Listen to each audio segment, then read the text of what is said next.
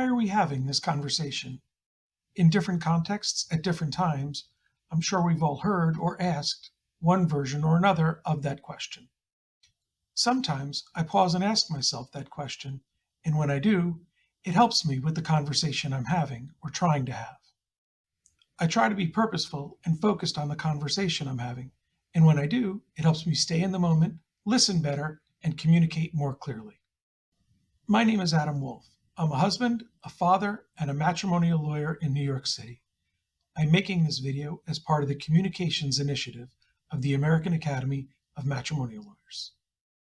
Conversations sometimes break down when the participants are not on the same page or forget why they're having their conversation.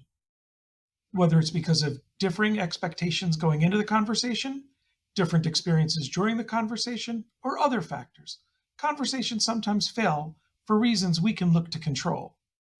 Sometimes a participant to a conversation will literally ask, why are we having this conversation? I find that when someone does ask that question, it's not always well received by the other people in the conversation, but it may be helpful in realigning where everyone is going. Of course, when someone asks that of me, it's difficult to not be defensive and say, does this person think what I just said was irrelevant? It is possible that both your last comment was brilliant and that the conversation needs to be brought back on track.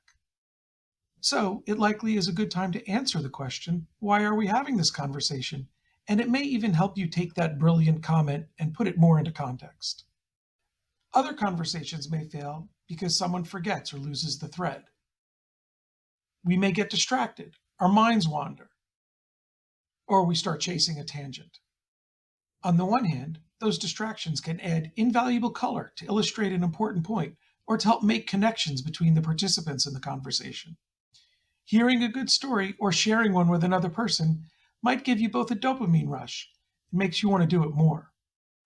Of course, one cannot and should not avoid those moments altogether.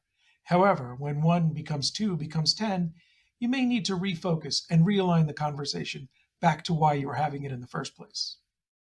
Conversations serve different purposes, therefore they call for different approaches and can be shaped by different expectations. Sometimes a conversation is to set ground rules, to give advice, to give instructions. These conversations call for action. Sometimes a conversation is to brainstorm ideas, to explore thoughts, to take advantage of when 2 minds are better than 1. These conversations give rise to an evolution of ideas and perhaps a new plan. Sometimes a conversation is simply to communicate information for the sake of sharing something. No action is required, no advice is sought, no plans need to be made. Those conversations are just a chance to connect, maybe better understand the speaker's perspective, or to communicate an emotion to somebody, be it joy or sorrow.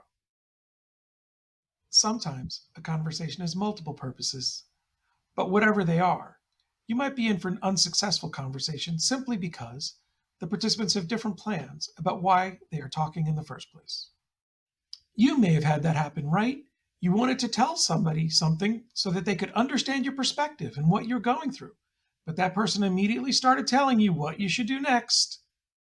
There is a lot at work here in terms of power perspectives and worldviews, but some of it can be solved simply by starting a conversation off, making sure both participants know why this conversation is happening. So, what can go wrong when a conversation starts and no one asks, why are we having this conversation? Well, I had that happen to me recently. I forgot to ask, why are we having this conversation? And it was awkward. What happened was this. A divorce client expressed concern with something that had happened within his family. I started rattling off 4 options of what he could do. The first one I couldn't recommend, the last one was to do nothing. And then the client explained he was not asking for advice, and he was not looking for an action plan. He just wanted me to know what had been going on, so I was better informed about him and his family, just to understand them a little better. So that was a little awkward, for me at least. After he shared that information, I could have asked him, why are you telling me this at this time? He could have answered, and I could have showed him the empathy that the situation required, instead of rattling off legal solutions that he was not interested in. Too often, we do not realize that a conversation is on the wrong path until it is already broken down. Sometimes, like in the conversation I just described, the damage was minimal. Sometimes one has to regroup and start the conversation over again. The best time to fix this problem is before the conversation even starts. Before you sit down to talk, before you pick up the phone, ask yourself, why are we having this conversation? What are we looking to accomplish? And then ask the other participants the same thing. The reason I called you is, or I called this meeting so that we could, are ways that the speaker can align expectations of everybody in the room. Perhaps you can start by saying, I'm not looking for advice, I just want you to know. And that can put a conversation on the right path. Once you're on the right path, you need to stay there. Let's talk about what can happen when somebody forgets and loses the thread of the goal that was established. Let's say a friend calls you and starts with, the reason I've called is to let you know my spouse's job was terminated. We've got that to deal with now. And so if I seem a little distracted in our friendship, I just wanted you to know. Of course, you're a good friend. So you say, I'm sorry to hear that, and I'm here for you. Mission accomplished. They wanted to share information without asking you for advice, and you told them that that communication was received and the friendship is secure. But then what usually happens next? Your friend says, I just don't know what we're going to do. That's when it becomes really important to remember, why are we having this conversation, and stay focused on that purpose. Your friend did not ask you to solve the problem, to identify job prospects, or to talk about budgeting in a time of need. Your friend called simply to share information with you.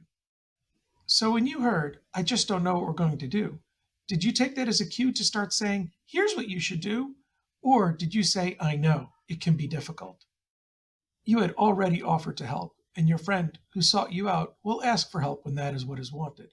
But that is not what this conversation is for. So stay in this conversation as a listener and a source of support. Let's talk about other kinds of conversations, seeking and receiving advice, for example.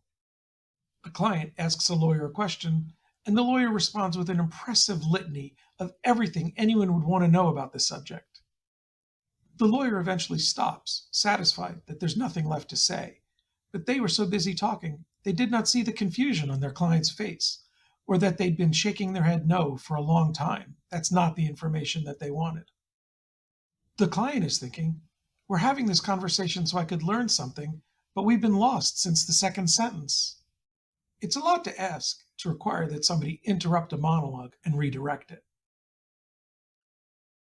This is especially so when someone asks for advice.